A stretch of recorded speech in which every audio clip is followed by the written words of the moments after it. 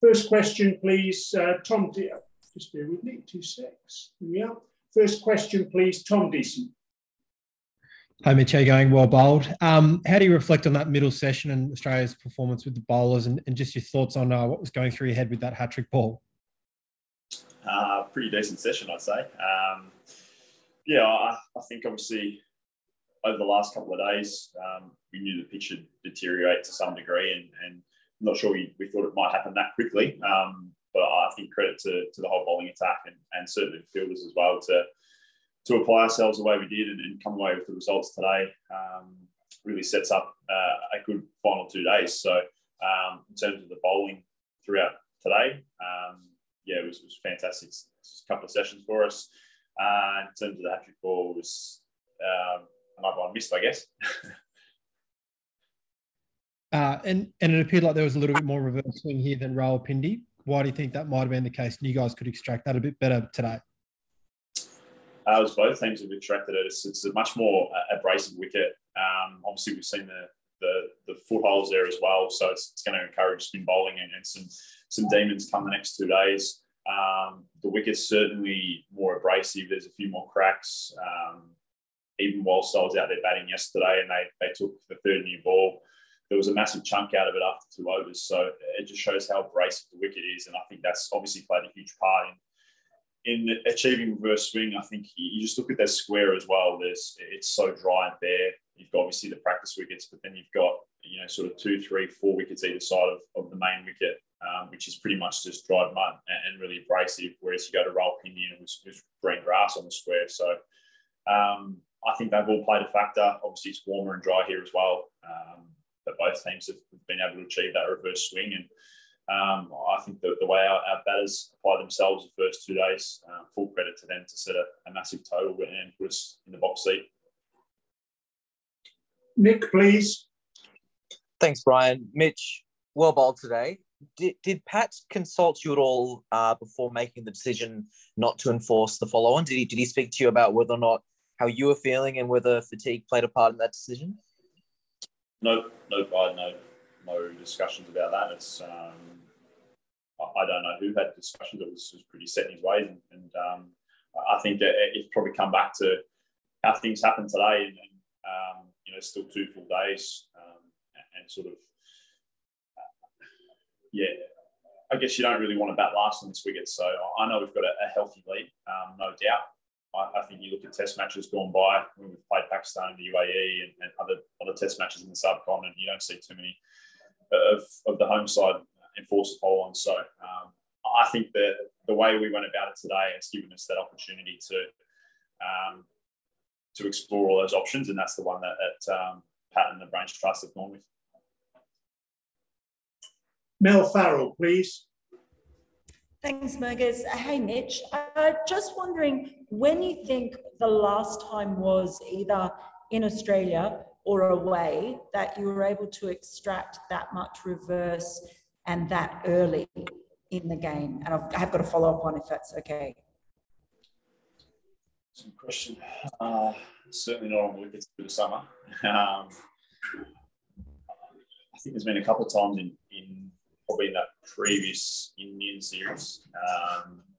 Certainly some reverse through that series. Yeah, off the top of my head, I couldn't tell you, to be honest.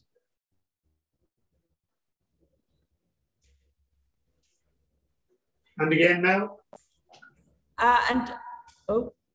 Yeah, sorry, I just lost you there. And also, in terms of how quickly you're all learning on this series, and particularly with Pat being a pretty green captain, if you like, is this like, I guess, a period where you think you're learning particularly fast? Not sure. I think obviously we've got a lot of experience in this group. We've got some fresh guys, no doubt, certainly guys on their first subcontinent tours. In saying that, we've got a lot of guys that have been on multiple subcontinent tours. So I think obviously Test cricket in Pakistan is a first for this entire group. But in terms of subcontinent conditions, I guess we're always searching to improve. And obviously Pat's first away series as captain, first subcontinent series as captain. But I think we've had some extremely thorough conversations as a group in the lead up to this series, throughout last week with what went on in Rawalpindi. Those few days we had in Melbourne before we came away, we obviously were unsure what we were going to face when we got over here. So we applied ourselves to all different scenarios, I guess, before we left. But yeah, I think it's a feature of this group to adapt and learn on our feet. And I think we're showing that through the last 3 days of how we've obviously learned from last week, obviously faced with different conditions here this week. But being able to adapt and stay pretty calm, whether it's obviously it's gone pretty well these first 3 days, but I guess the test will be when it's going to be obviously last week. It's hard work and coming off the back of that and sort of putting it out of our minds in a way, if you like, and moving and fully focusing on this week as opposed to thinking too much about last week. Shahid Hashmi, please. Mitchell, there's been a lot of talk of you not taking too many wickets in Asia. So does this give you some heart with Sri Lanka and India too coming in the next 10, 12 months? I haven't heard any of that chat. Last time I went to Sri Lanka, I took 24 wickets. So, yeah, obviously there weren't too many wickets taken by too many people apart from the spinner last week. So, yeah, I think it was a fantastic effort through today for our attack to collectively take those 10 wickets and put ourselves in a great spot. Steve Larkin, please. Thanks, Megas. Which I saw somewhere that that's the 15th time in international cricket you've been on a hat trick. A, were you aware of that? B, can you just talk us about how close you got with that ball to Rizwan to actually achieving the feat? Thanks. Yeah, I didn't know that was the number. Missed out the same way in Melbourne, I think, as well. So, yeah, look, it's not like you chase them. You're trying to play a part, I guess, and yeah, it's not something I've ever thought too much about. It's always nice to pick up wickets along the way and contribute. Yeah, I think that ball must have hit a crack a little bit and gone away from Rizwan. So, still a decent ball, I think. It just didn't find the edge. We've got time for 3 more now, please. Bharat Sundaresan, Waka Zafar, and Adris Malik. Bharat, first of all, please. Thanks, Brian. Hey, Mitchell, just a couple of questions quickly. Before coming here, you could have expected reverse swing here. So how much did you have to work on just getting it to go late? I mean, that is an essential part of reverse swing as well, right? Not to pick from the hand. I mean, I've been bowling international cricket for sort of 11 years now, so you pick up things along the way. But yeah, we had one main session in Melbourne before we came away where we all bowled with reverse balls. It was more just getting back into the, I guess, the cues. I think personally, for the way I was thinking about it anyway, was getting back in those cues because we didn't see too much of the old ball through the summer or certainly reverse swing. So it was more about trying to swing the new ball, trying to nip it off the seam, whatnot through the summer. So just getting some of those cues back to where I feel I need my action to be to get that reverse swing, certainly around the wicket, trying to get the ball to go both ways. Yeah, that was sort of the lead up to the series. Obviously, we didn't see a whole lot of it last week in Rawalpindi with different conditions, but as I said before, with the abrasive nature of this wicket and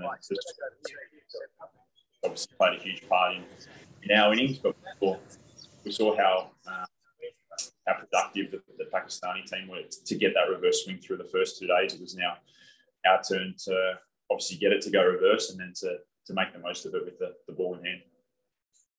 Sorry, if I could just slip another one in there. How much of it, the damage that you did with Pat Cummins today had to do with the fact that he was bowling different lengths and still getting it to reverse while you were getting it much fuller? I think that just shows how we go about our bowling differently. I think whether it's reversing, swinging naturally, going straight, seaming, I think Pat's always been a fraction different length to me. I've always been a fraction fuller. That's probably true throughout my career. I think my lengths have obviously been probably a little bit fuller than both Pat and Josh throughout the time we've all bowled together. which in turn probably leads me to be a little bit more expensive at times, but at the same time brings in hitting the stumps percentage-wise a bit higher than the other two as well, I think, over a period of time. So, yeah, I think, as I said before, the whole collective bowling unit today in different partnerships were excellent. I think the fact that our two spinners didn't have to bowl more than 10 overs is credit to everyone. Sweppo picking up his first couple of wickets in Test cricket. We know how good Nathan's going to be. I'm sure that two of those guys are going to play a massive part in days 4 and 5 in terms of Pat, Cam and I, and to get that ball reversing, to bowl some good lengths, bowling good partnerships. I think it's a fairly good effort from everyone today.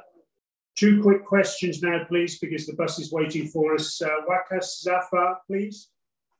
Hi, Mitch. Well done on your performance. I wanted to ask that how important is it for you to create angles as a fast bowler? I mean, you when bowling round the wicket to right-handed batsmen, you're seen bowling from the corner of the crease.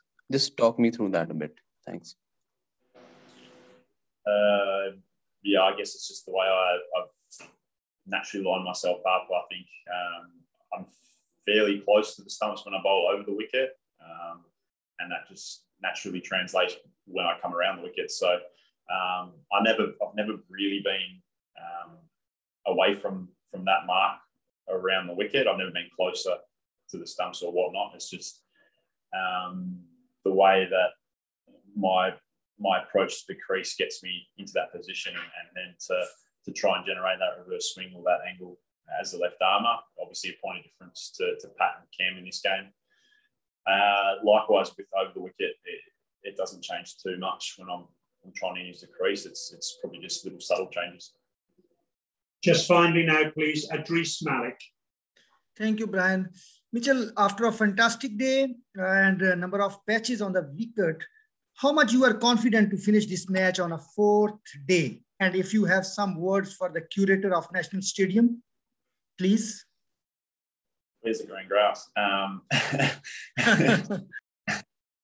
No, look, we're not putting a time frame on it. Obviously, we've gone out with the bat again to, I guess, the result of how we've bowled today has given us that opportunity to explore a few options in how we want to approach it.